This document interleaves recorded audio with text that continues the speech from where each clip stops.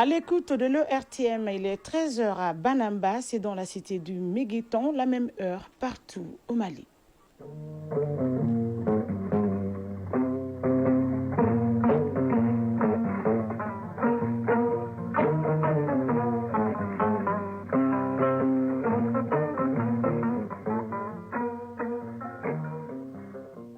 Le journal, Aïssata Saliou Maïga. Mesdames et messieurs, bonjour et très ravi de vous retrouver pour ce point de l'actualité. Notre pays commémore aujourd'hui 14 janvier 2026 la 4e édition de la Journée nationale dédiée à la souveraineté retrouvée à travers des leçons modèles dispensées dans plusieurs établissements scolaires du Mali, dont le thème choisi cette année est la souveraineté retrouvée. Construisons le Mali de demain. Cette journée offre l'occasion de transmettre aux jeunes générations les valeurs de patriotisme et d'intégrité. Dans la page au sport, on parlera de la confusion au sein de la Fédération malienne de football et il sera également question des demi-finales de la CAN Maroc 2025 qui se joue aujourd'hui. La chronique de l'environnement de ce mercredi s'intéresse à l'agroécologie paysanne qui demeure aujourd'hui comme une réponse citoyenne aux défis environnementaux et pour y arriver, les agriculteurs et les organisations paysannes se donnent la main pour promouvoir les systèmes agricoles au bénéfice des populations. Mesdames et messieurs, une fois de plus, bonjour et merci de votre constante fidélité au programme de l'ERTM.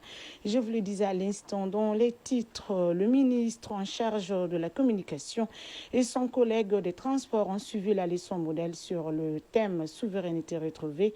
Construisons le Mali de demain. C'était ce matin à l'école fondamentale de Missira 2. Les deux membres du gouvernement ont rappelé les choix stratégiques des autorités de la transition avant d'inviter les élèves à bien étudier et à devenir des modèles de citoyens patriotes. Le compte rendu avec Seydou Traoré.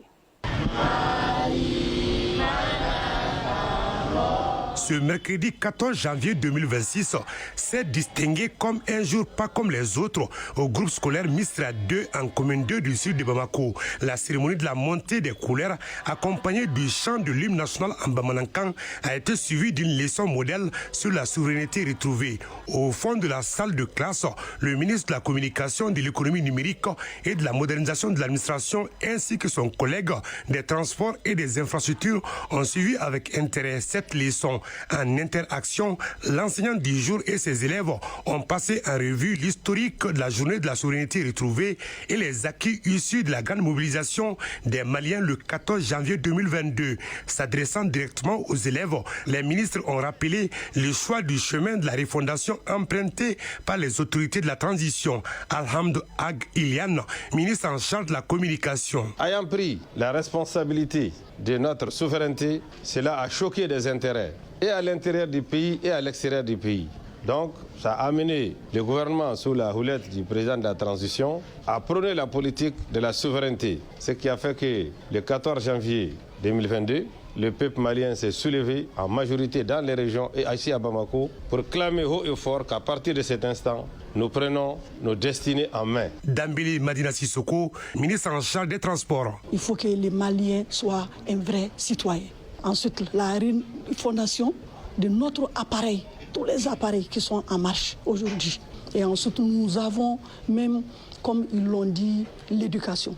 Parce que l'éducation est à la base de tout. Quand vous avez une bonne éducation, vous avez la vie. Un véritable pédagogue, les ministres ont encouragé les élèves à étudier avec discipline et à respecter leurs enseignants et leurs parents et à cultiver l'amour du Mali. La journée nationale de la souveraineté retrouvée a été célébrée au lycée Fili Dabo Sissoko à travers une leçon modèle. Elle a notamment porté sur la définition des concepts de la souveraineté retrouvée, l'intégrité territoriale et le développement durable. On fait le point avec Tchemoko Konaté.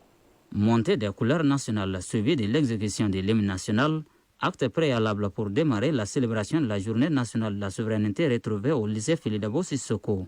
Ainsi peut donc commencer la leçon modèle sur les concepts. Elle est dispensée en 10e année commune 10 par Omar Diallo. 1 heure de temps lui aura suffi pour faire le décryptage des concepts de la souveraineté retrouvée, l'intégrité territoriale et le développement durable.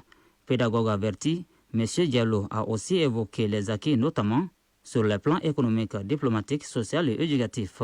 Une interaction ayant permis aux parties de définir le concept comme étant la sauvegarde de l'intégrité territoriale d'un pays sans ingérence extérieure tout en initiant des projets de développement. Une leçon modèle appréciée par le ministre des Mines est celui de l'énergie et de l'eau. Ces membres du gouvernement vont plus loin, mettant en relief les sanctions illégales qui sous-tendent l'institution de cette journée et l'importance que le président de la transition y accorde. Au-delà de la théorie, il s'agira désormais d'incorporer la notion de la souveraineté retrouvée dans les pratiques quotidiennes et à tous les niveaux. C'est à ce prix qu'elle produira véritablement les résultats escomptés. Dans le cadre de la commémoration de la Journée nationale de la souveraineté retrouvée, le ministre de l'Éducation nationale et son collègue de la refondation de l'État ont assisté à une leçon modèle sur les thèmes Journée de la souveraineté retrouvée, construisons le Mali de demain. C'était ce matin au lycée Mamadou Sarr. Fademba Keïta pour les détails. Le cheminement utilisé par le professeur à travers des questions-réponses a permis aux élèves de préciser qu'on est le 14 janvier 2026. Journée nationale de la souveraineté retrouvée, décrétée par le président de la transition le 13 janvier 2023. L'approche pédagogique ou méthode interactive utilisée a facilité la compréhension des différentes activités retenues. La clarification des concepts de la souveraineté, les défis et autres actes à poser pour que nous soyons véritablement souverains. Les notabilités de la commune 4, notamment le représentant du chef de quartier de la Febougou, estiment que les familles constituent le point de départ du patriotisme. Les officiels et toute l'assistance se disent émerveillés de la conduite du cours et surtout du feedback ou système de transmission adopté pour faire passer le message. La montée des couleurs est le premier acte d'attachement à la patrie. Elle enracine chez les apprenants les fondements de la notion d'État et les actes qu'il faut poser pour qu'on soit totalement souverain, à savoir le patriotisme, la responsabilité ou la conscience professionnelle, la probité, la loyauté, l'intégrité, le respect du bien public, entre autres. Le Mali célèbre ce mercredi 14 janvier 2026 la 4e édition de la Journée nationale de la souveraineté retrouvée, une date hautement symbolique marquée cette année par des leçons modèles dans les établissements scolaires pour transmettre aux jeunes générations les valeurs de patriotisme et d'indépendance. Une de nos équipes de reportage dirigée par Moussa Kamara a suivi la leçon modèle dispensée au groupe scolaire Jean-Richard. Suivant. Souveraineté retrouvée. 4 ans après, les Maliens se mobilisent pour bâtir leur avenir. Au groupe scolaire Jean-Richard du 3e arrondissement, élèves et enseignants ont échangé autour du thème Souveraineté retrouvée, construisons le Mali de demain, afin de promouvoir le patriotisme et l'identité nationale. Mamadou Koulibaly, enseignant au groupe scolaire Jean-Richard. L'État se décide de lui-même. Sur le plan politique, sur le plan économique, sur le plan culturel. Ensuite, comme on a dit, retrouver, ça veut dire qu'on l'avait perdu. La leçon du jour allait bien au-delà d'un simple cours. Elle s'est révélée être une véritable masterclass pour les élèves de la 9e année du groupe scolaire Jean-Richard. Souveraineté retrouvée signifie qu'un pays a récupéré le droit de décider lui-même de son destin. Cette leçon modèle a été dispensée en présence des membres du gouvernement. Doumbia Mariam Tangara, ministre de l'Environnement, de l'Assainissement et du Développement durable. Aujourd'hui, c'est une journée spéciale, une journée de rappel pour notre pays, pour le peuple malien, pour qu'on sache que la souveraineté, c'est un droit. Et ce droit-là, on ne peut pas l'avoir sans la détermination du peuple, sans la détermination des jeunes de ce pays, sans la détermination des femmes, des enfants de ce pays. Donc, sachez que la souveraineté, elle est transversale. Abdul Kassim Ibrahim Fomba, ministre en charge de la jeunesse et des sports. Vous êtes en classe ici. Est-ce que votre voisin, il apprend les leçons à votre place? Voilà, c'est la même chose. C'est ça l'idée de la souveraineté. C'est qu'à nous de poser les actes par nous-mêmes. C'est à nous de prendre les décisions pour nous-mêmes. C'est nous qui savons ce dont nous avons besoin. En misant sur l'éducation, le Mali fait le choix de l'avenir. Former des citoyens éclairés demeure un pilier pour un pays souverain et prospère. La cérémonie s'est achevée par la plantation de 2 manguiers, symbole d'espoir. Le ministre de l'Agriculture et celui de l'Industrie et du Commerce était au groupe scolaire de Banankabougou ce matin pour suivre la leçon modèle sur la souveraineté retrouvée, les contextes de la souveraineté retrouvée, l'intégrité territoriale, les actions concrètes pour construire le Mali de demain ont été expliquées aux élèves. Les deux membres du gouvernement estiment qu'aujourd'hui la souveraineté retrouvée est irréversible et qu'il est important de la renforcer par des actions telles que la leçon modèle sur la notion. Djamba Moussa Konate. C'est dans une classe de 9e année du groupe scolaire de Banankabougou que la leçon modèle sur la souveraineté retrouvée a été dispensée. Devant les deux membres du gouvernement, l'enseignant du jour, Souri Ibrahima Tangara, a expliqué aux élèves dans la discipline éducation civique et morale le contexte de la souveraineté retrouvée et les acquis. Il leur a également expliqué les actions fortes qu'il faut poser dans le cadre de la refondation de l'État pour construire le Mali de demain, entre autres. Daniel Siméon Kelema, ministre de l'Agriculture. Le thème de cette année, la construction du Mali de demain. Les réponses que les élèves ont données nous rassurent par rapport à la relève et par rapport au caractère irréversible de cette démarche dans laquelle le Mali s'est engagé.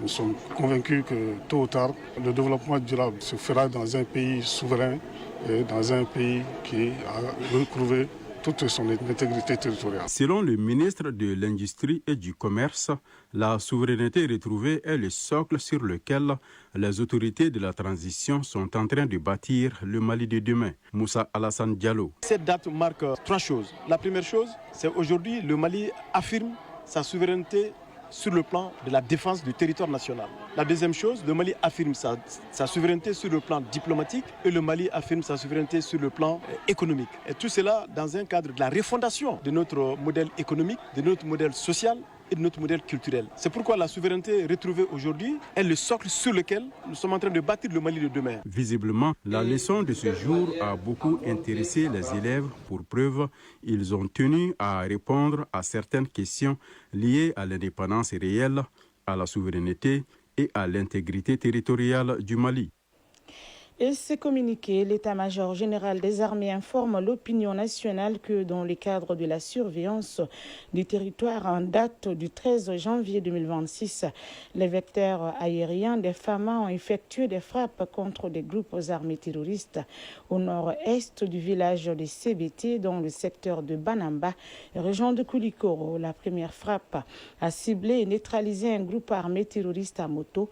La deuxième frappe menée avec succès a permis de détruire un pick-up camouflé. L'état-major général des armées rassure que les opérations coordonnées de recherche et de neutralisation des terroristes se poursuivent sur l'ensemble du territoire national.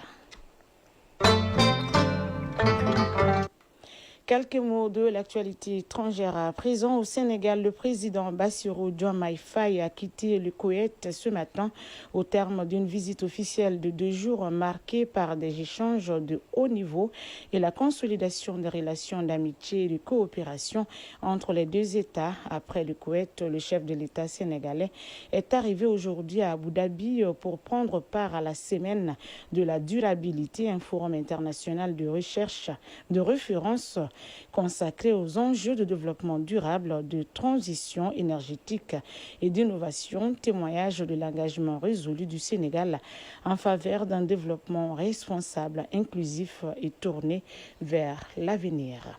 Au Tchad, des affrontements entre rebelles du mouvement pour la paix, la reconstruction, le développement et l'armée ont fait hier plusieurs morts dans le sud du pays. 3 émissaires, des sous-préfets et un chef de canton ont été envoyés sur place pour poser un ultimatum. Selon le secrétaire du PRD, les rebelles les ont retenus prisonniers. Ces affrontements interviennent après plusieurs mois de négociations entre les protagonistes pour la signature d'un accord de paix. Au Bénin, les populations sont dans l'attente des résultats des élections législatives et communales du dimanche dernier. La commission électorale et la Cour constitutionnelle continuent le travail de compilation des résultats. La Sénat sera chargée d'annoncer les résultats définitifs des locales, la Cour constitutionnelle ceux des législatives. En attendant les chiffres officiels, les partis politiques s'activent aussi pour calculer leurs résultats. Les partis compariront ensuite leurs données aux résultats officiels qui devraient être annoncés demain selon les déclarations de Kossi Dorothée Sosa, le président de la Cour constitutionnelle. En Ouganda, les électeurs sont appelés aux urnes demain pour la présidentielle et des législatives avant la tenue du scrutin. La commission ougandaise des communications, l'agence gouvernementale chargée de réguler le secteur des communications, a annoncé hier qu'elle a demandé aux fournisseurs d'accès Internet la suspension du réseau. L'instance explique avoir pris cette décision jusqu'à nouvel ordre afin d'atténuer la propagation rapide de la désinformation ainsi que pour empêcher l'incitation à la violence. Cette suspension d'Internet est intervenue quelques heures après le dernier meeting du président Yoweri Museveni qui cherche à briguer un 7e mandat consécutif. En Iran, le président américain Donald Trump a encouragé hier les manifestants iraniens à poursuivre leur mouvement jusqu'à renverser les autorités en promettant sur son réseau Truth Social que l'aide était en route. Sans plus de précision, un rassemblement massif est en cours ce mercredi à Téhéran pour les funérailles de plus de 100 membres des forces de sécurité et autres tués lors des manifestations contre le pouvoir en Iran, selon la télévision. Détail.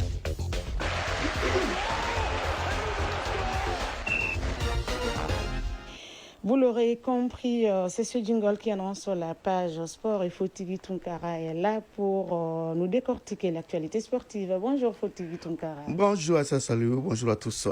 Confusion au sein de la Confédération malienne de football. Plusieurs membres du comité exécutif ont démissionné de leur poste. Oui, en début de soirée hier, la fédération, du moins c'est la nouvelle, s'est vite emparée du pays, circulant de façon virale sur les réseaux sociaux. Plus d'une dizaine des membres du comité exécutif de la Fédération malienne de football ont démissionné de leur poste au sein du bureau fédéral. Cette nouvelle qui bouleverse l'ensemble de la famille du football malien secoue fortement le comité exécutif de la FEMAFOOT, en principe qui tombe de facto. Alors, quelles peuvent être les conséquences de telles démissions en cascade?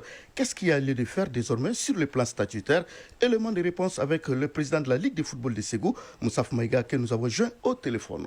Avant de dire les dispositions qui peuvent être prises par rapport à ces démissions en cascade, il faut rappeler un peu que le malaise était déjà là depuis 2025 entre ce bureau fédéral et certains membres statutaires. Cela aussi s'est aggravé avec les tensions internes du bureau fédéral lui-même au Maroc. Donc c'est des situations qui ne pouvaient pas être étalées publiquement. Disons que c'est l'ensemble de tout cela qui accouche de cette démission collective qu'on a eue mardi 13 janvier 2026. Alors, s'il y a démission de ce genre, quelles dispositions nos textes prévoient? Sur l'ensemble des textes de la fédération, il n'y a qu'un seul article qui encadre cette démission collective. C'est l'article 38.10. D'abord, l'article 38.9 dit que si 50% démissionnent, le CE pourvoit à ces différents postes. Mais si c'est 50% plus 1, c'est-à-dire avec l'article 38.10, en ce moment, le secrétaire général convoque une assemblée générale extraordinaire dans les délais impartis. Donc c'est le seul article pour nous qui encadre cette démission collective qui vaut 50 plus 1. Les délais impartis, c'est quoi? Donc si le secrétaire général a les démissions déposées aujourd'hui, il a 30 jours pour convoquer l'assemblée générale extraordinaire. Maintenant, c'est au cours de cette assemblée générale extraordinaire que tout peut se décider parce que l'assemblée d'abord elle est souveraine. Ensuite, si si les démissions sont portées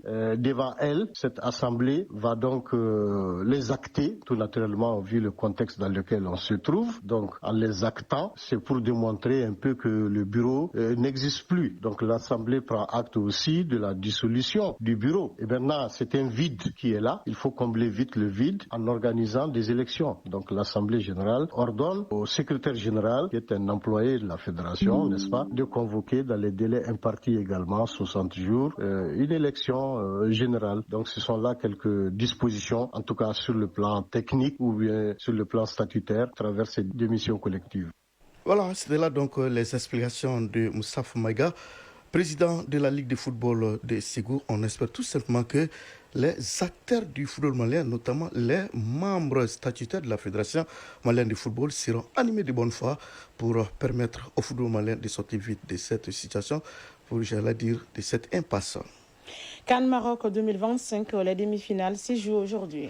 Oui, demi-finale à l'issue desquelles l'affiche de la finale sera connu donc ce soir, demi-finale qui se joue donc ce soir et qui retiennent presque toute l'attention focalisée d'un côté sur le grand stade de Tanger qui abritera la première demi-finale de cette CAN Maroc 2025, une demi-finale qui mettra aux prises le Sénégal et l'Égypte, des nations qualifiées pour la Coupe du Monde. Le Sénégal se présente à ce stade de la compétition en tant que meilleure attaque avec 11 buts marqués.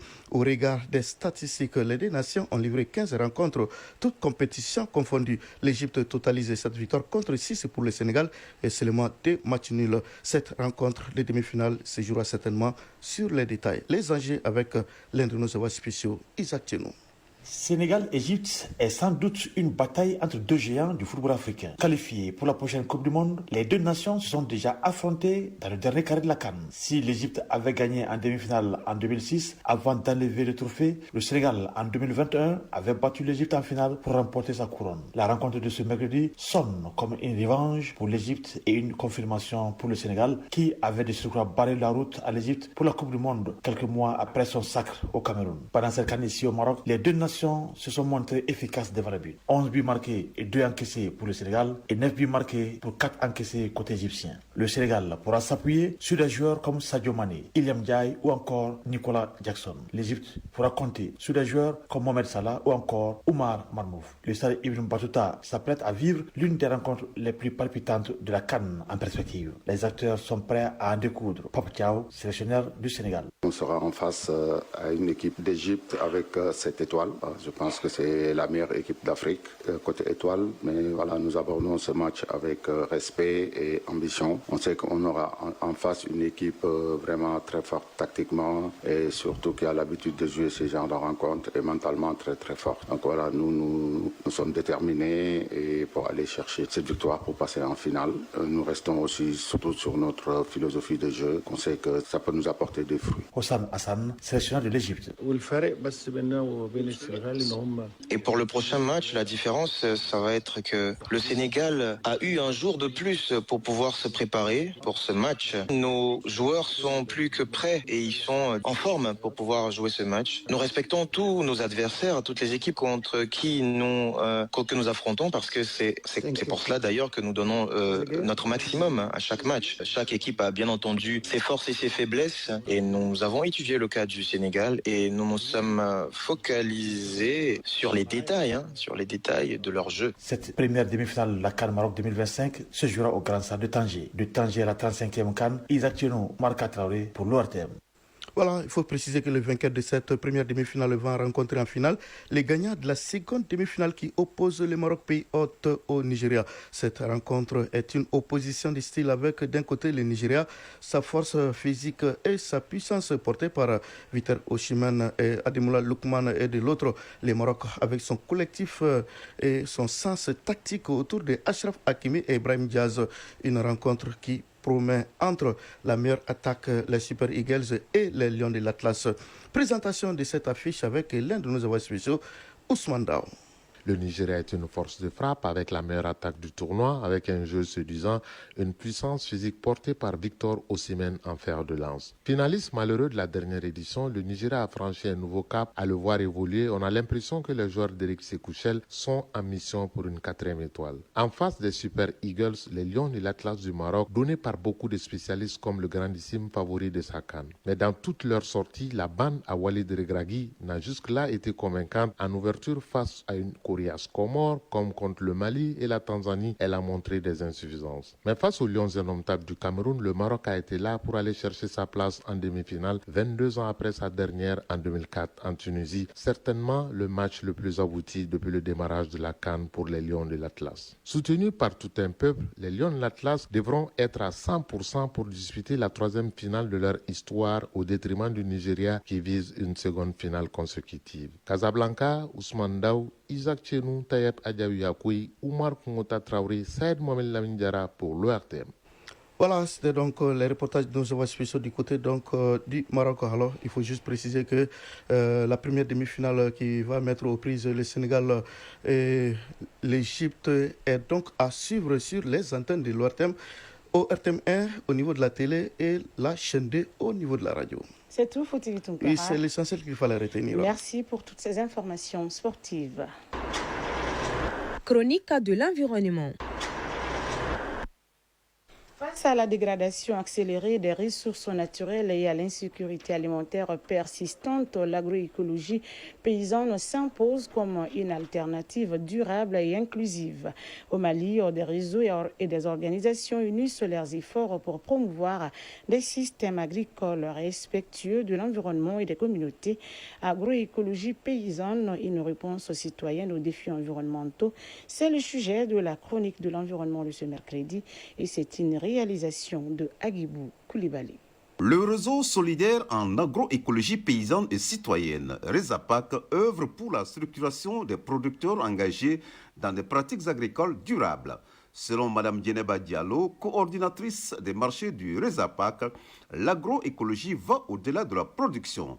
Pour elle, il s'agit de produire sainement tout en protégeant la terre, mais aussi d'assurer aux producteurs des débouchés justes et équitables. Le réseau RESAPAC est un réseau solidaire en agroécologie paysanne et citoyenne qui a été créé en 2017 et le premier marché a été créé à Sotuba. Ces marchés réunissaient les producteurs d'une coopérative nommée la Canasene qui venaient vendre leurs produits sur le marché directement aux consommateurs qui réduisaient les circuits de vente des produits. Ensuite, lors des échanges et des rencontres, il s'est avéré que les gens en ont besoin, que des consommateurs demandent où se trouvent des marchés agroécologiques pour leur santé. Ils ont besoin des produits et des producteurs qui sont déjà dans l'agroécologie qui n'arrivaient pas du tout à écouler leurs produits aussi chercher des marges. Ainsi, les gens se sont réunis et accepté de s'unir à un groupement qu'on appelle aujourd'hui RESAPAC en 2019. Et c'est en 2021 que le réseau s'est érigé en association. Depuis ce jour jusqu'à aujourd'hui, le réseau travaille en mettant des marchés hebdomadaires à travers les différents quartiers de Bamako. Actuellement, nous avons 6 marchés hebdomadaires qui fonctionnent. De son côté, l'ONG Jolie Devenir, à travers son coordinateur technique, Joël Simonet, accompagne les communautés dans la transition écologique. J'ai cherché parmi mes partenaires un financement qui a démarré en 2022 pour une première partie du projet et qui est renouvelé maintenant pour 3 ans à nouveau. Donc ce financement vise à renforcer RESAPAC dans la création de marchés agroécologiques, puisque nous souhaitons soutenir des producteurs, et là Joëlie Devenir à sa place pour la formation et tout ce qui est agriculture, mais nous renforçons aussi beaucoup tout ce qui est transformation et vente de produits agroécologiques, puisque dans 3 ans peut-être que le projet sera parti et tous les gens que nous avons aidés, il faudrait qu'ils puissent avoir un revenu suffisant pour leur famille. Cette convergence d'actions traduit une vision commune, placer l'humain et la nature au cœur du développement. L'agroécologie paysanne apparaît ainsi comme un levier stratégique pour concilier production agricole, protection de l'environnement et dignité des producteurs. Mesdames et messieurs, avant de refermer cette édition, sachez que le Mali célèbre ce mercredi 14 janvier 2026 la 4e édition de la Journée nationale de la souveraineté retrouvée, une date hautement symbolique marquée cette année par des leçons modèles dans les établissements scolaires pour transmettre aux jeunes générations les valeurs de patriotisme. Point final à cette édition qui vous a été présentée par Issata Saliou Maïga. Sa mise en onde a été assurée par Bintou Traoré, assistée de Ténémon Doumbia, mise en ligne Sekou Traoré, réalisation Draman Sanogo. Merci d'avoir été des nôtres et à très vite sur les antennes de l'URTM pour d'autres informations encore plus poignantes d'ici et d'ailleurs. D'ici là, prenez bien soin de vous et des autres. Restez surtout connectés, nos programmes se poursuivent. Dans quelques instants, Kani Keita sera là pour la lecture des avis et communiqués.